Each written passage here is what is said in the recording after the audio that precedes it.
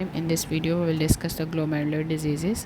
अब इसमें सबसे पहले glomerular filtration barrier, mesangium, Bowman capsule, इन सबको देखेंगे। बॉमन कैप्सूल बेसिकली ये यूरिनरी स्पेस होती है, इसमें विसरल एंडोथेलियल सेल्स होते हैं।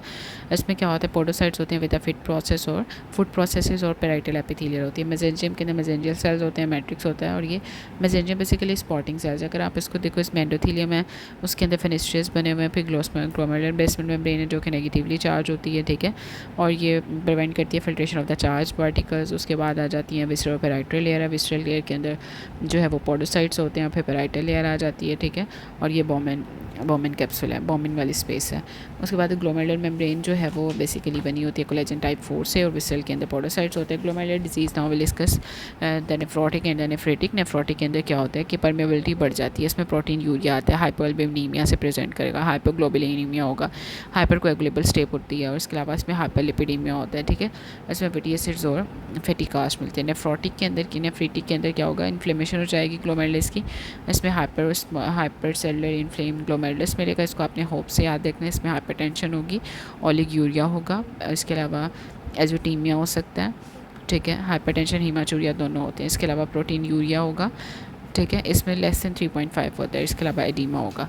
अब नेफ्रोटिक के अंदर क्या होगा, nephrotic range protein urea with the features of the nephritic syndrome, ठीक है। इसमें देखो, नेफ्रोटिक सिंड्रोम के अंदर आपने प्राइमरी और सेकेंडरी याद रखने। सेकेंडरी के अंदर एमिलोइडोसिस, डायबिटीज और एसएलई आती है। प्राइमरी के अंदर मिनिमम चेंज डिजीज है, मेम्ब्रेनस नेफ्रोपैथी और फोकल सेगमेंटल ग्लोमेरुलोसिस है। अब देखो, जो मिनिमम चेंज होती है ना बच्चों में बहुत कॉमन है, इसकी एटोपिक वैक्सीनेशन और हॉजकिन और एनसेड्स की वजह से होती है। इसके फीचर्स जो हैं वो इसमें प्रोटीन यूरिया सेलेक्टिव होता है, एल्ब्यूमिन ज़्यादा होगा, हाइपरटेंशन रीनाफेलिया अनलाइकली होता है। अब जो मेम्ब्रेनस नेफ्रोपैथी होता है ना, ये मोस्ट कॉमन होता है in the adults.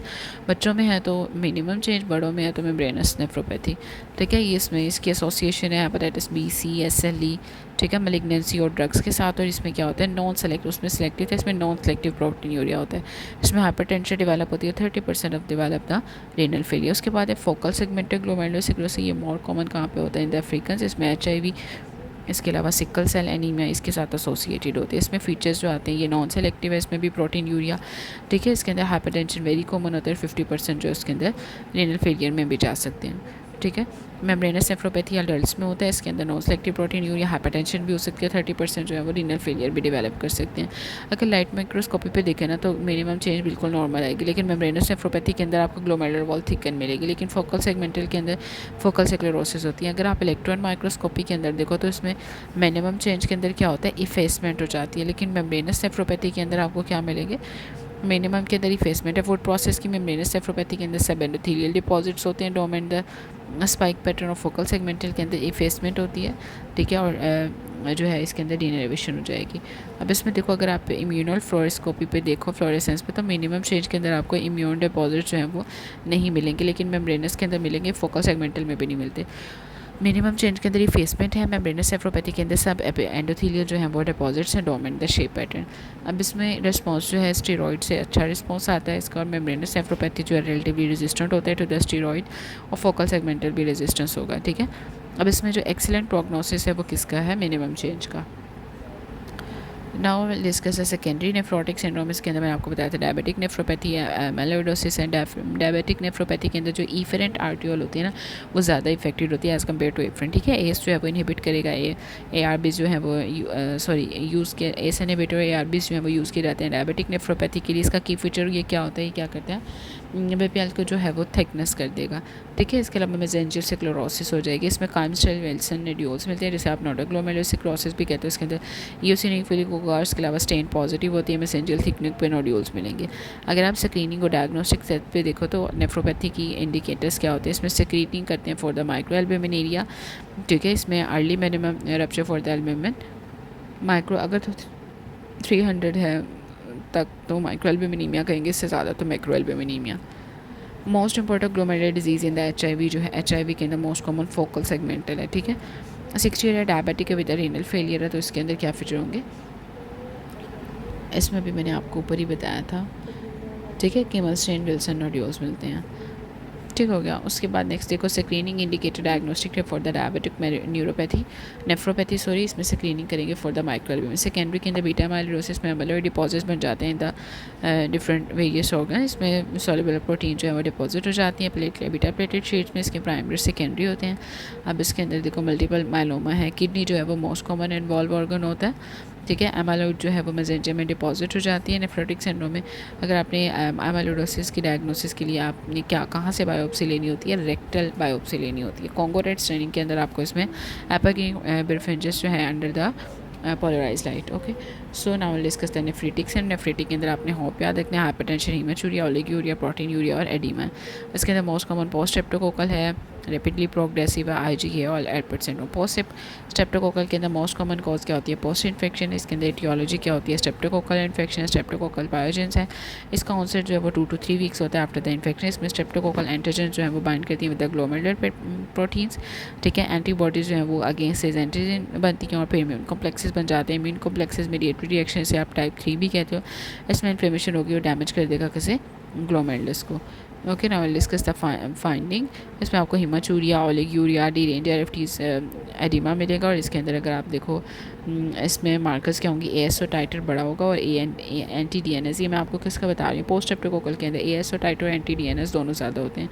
Complement level जो है वो इसके अंदर लो हुआ होता है। ASO टाइटर anti-DNS ज़्यादा होगा, C3 लेवल कम हो जाएगा। हिस्टोलॉजी के अंदर अगर आप देखो तो इसमें आपको सब एंडोथेलियल डिपॉजिट्स के अंदर जो लंपी बम्पी अपीयरेंस मिलती है, हाइपरसेलुलर इन्फ्लेट ग्लोमेरुलराइज होता है और इसके अलावा इसमें ग्लोमेरुलर डिपॉजिट्स मिलेंगे। प्रोग्नोसिस और ट्रीटमेंट के अंदर इसमें 95% जो है वो रिकवर करते हैं, 1% जो है वो क्रॉनिक IgN है और 1% जो है रैपिडली प्रोग्रेसिव ग्लोमेरुलोनेफ्राइटिस होता है। IgA नेफ्रोपैथी को आप बर्गर डिजीज़ भी कहते हैं। Most common cause of the nephrotic syndrome होता है। इसमें IgA डिपोजिशन होगी, एसोसिएशन इसकी सीलिक के साथ है, हेपेटिक के साथ है, इसके अलावा हेनोक्सोलिन पर्परा के साथ है। अब इसके क्लिनिकल फाइंडिंग के अंदर आपको रिकरेंट हीमाचूरिया मिलता है। हिस्टोलॉजी पे आपको क्या मिलेगा, इसके अंदर इलेक्ट्रॉन डेंस डिपॉजिट्स मिलेंगे, मेसेंजर प्रोलिफरेशन की और डिपॉजिट मिलेंगे। अब आप पोस्ट स्ट्रेप्टोकोकल में याद रखो इसमें C3 कम होता है, IgA के अंदर नॉर्मल होता है। इसमें 2 to 3 weeks after the infection present करते हैं और 1 to 2 डेज़ जो है वो IgA में। अब रैपिडली प्रोग्रेसिव के अंदर इसमें क्रीसेंट भी इसे बोलते हैं। क्रीसेंटिक इसके अंदर नेफ्रोटिक सिंड्रोम में that progress to the renal failure with the weeks to the month. अब क्रीसेंटिक के अंदर आप इसको बोमन कैप्सूल के अंदर आपको क्रीसेंट मिलेंगे। अब ये कैसे बनते हैं, इसमें जो बोमन कैप्सूल होती हैं उसके पैराइटल एपिथेलियल सेल से बनते हैं क्रिसेंट्स, ठीक है। अब इसकी एक्टिवेशन क्या करती है, प्रोलिफ्रेशन करती है, ठीक है। विद फिब्रिन एंड इन्फ्लेमेशन क्या करेंगे, क्रिसेंट्स बना देते हैं। अब रैपिडली प्रोग्रेसिव के अंदर अगर आप देखो इसकी भी 2 टाइप्स हैं, गुड पास्चर और वेस्टर्न है। गुड पास्चर के अंदर एंटीबॉडीज़ बनेंगी अगेंस्ट द बेसमेंट मेम्ब्रेन, ठीक है। इसमें टाइप 2 भी आती है, ठीक है। और वेस्टर्न के अंदर नेफ्रोटिक, इसमें मीडिया जो वेसल्स है ना वो ज़्यादा इफेक्टेड होंगी, ठीक है। अब इसमें इन्वॉल्वमेंट देखो किडनी के अंदर गुड पास्चर के अंदर नेफ्रोटिक सिंड्रोम में हीमाचूरिया सिर्फ निमोनाइटिस मिलेगा। वेस्टर्न के अंदर आपने याद रखना है नेजल सेप्टम भी इन्वॉल्व हो जाता है, इसमें भी हेमरेजिक आपको नमूनिया मिलता है। इसके अंदर डायग्नोसिस के अंदर आपको एंटी बेसमेंट मेम्ब्रेन एंटीबॉडीज़ मिलेगी, लेकिन वेजिनर के अंदर अंका मिलती हैं, C अंका। हिस्टोलॉजी के अंदर इसके अंदर लीनियर डिपॉजिट है, लेकिन वेजिनर के अंदर ग्रैनुलर डिपॉजिट्स मिलेंगे। इसके अलावा मैनेजमेंट में इसमें प्लाज्मा एक्सचेंज इम्यूनोसप्रेसेंट देते हैं, लेकिन वेजिनर के अंदर इम्यूनोसप्रेसेंट ही देंगे। गुड पास्चर जो है उसके अंदर किडनी लंग्स दोनों इन्वॉल्व होते हैं, लेकिन एंटी-GP के अंदर क्या होगा, किडनी इन्वॉल्व होंगी लेकिन लंग नहीं होगी। एल्पर्ट सिंड्रोम के अंदर नेफ्रोटिक सिंड्रोम है, इसमें फैमिलियल है, एक्स लिंक रिसेसिव होती है, मेल में ज़्यादा है। कोलेजन टाइप 4 का डिफेक्ट होता है। क्लिनिकल फाइंडिंग जो है 15 से 30 ईयर पर प्रेजेंट करेगी। रीनल में हीमाचूरिया आएगा, नर्व डेफनेस हो सकती है, आइज़ के अंदर कॉर्नियल डेफनेस, डिस्ट्रॉफी और लेंस डिसलोकेशन मिल सकती है। हिस्टोलॉजी के अंदर आप अगर इसको देखो तो ये आपने इसमें याद रखना है कि एल्पर्ट के अंदर आपको क्या मिलता है, बास्केट बी अपीयरेंस मिलती है। इसमें areas of the glomerular thickening होती है, ठीक है। नेफ्रोटिक और नेफ्रेटिक के अंदर देखो इसके अंदर प्रोफूंड आपको ग्लोमेरुलर बेसमेंट मेम्ब्रेन डैमेज मिलेगी, ठीक है। नेफ्रोटिक रेंज प्रोटीन यूरिया मिलेगा। विद नेफ्रेटिक फीचर्स की टियोलॉजी कहना का with any form of the nephrotic syndrome, ठीक है। मोस्ट कॉमनली जो इसमें मेम्ब्रेनो प्रोलिफरेटिव होता है। अब इसकी डिफरेंट टाइप्स है, टाइप 1 और द 2। टाइप 1 के अंदर क्या होगा, हेपेटाइटिस B, C, SLE और क्रायोग्लोबिनीमिया हो सकता है। टाइप 2 के अंदर क्या होगा, डेंस डिपॉजिट्स मिलते हैं, ठीक है। अब इसमें टाइप 1 जो है वो मोर कॉमन होता है, इसमें इम्यून कॉम्प्लेक्सेस आते हैं, इसमें सब एंडोथेलियल डिपॉजिट्स मिलेंगे, ट्रैम ट्रैक अपीयरेंस मिलेगी। लेकिन टाइप 2 के अंदर क्या होगा, ट्रैम ट्रैक मिलेगी, लेकिन इसमें सब एंडोथेलियल, इसमें बेसमेंट मेम्ब्रेन के डिपॉजिट्स होंगे, ठीक है। इसमें अल्टरनेट इसका पाथवे ये लेस कॉमन होता है। अब जो आपने याद रखना है कि C3 कॉम्प्लेक्सेस जो हैं वो ज़्यादा होंगे और ये उसकी फिर कन्वर्टेज एंजाइम पे उसकी डिग्रेडेशन करता है और इसमें कॉम्प्लीमेंट एक्टिवेशन होगा तो इन्फ्लेमेशन हो जाएगी, ठीक है। और next if you have any question you can ask me in the comment section. Okay, अल्लाह हाफिज़।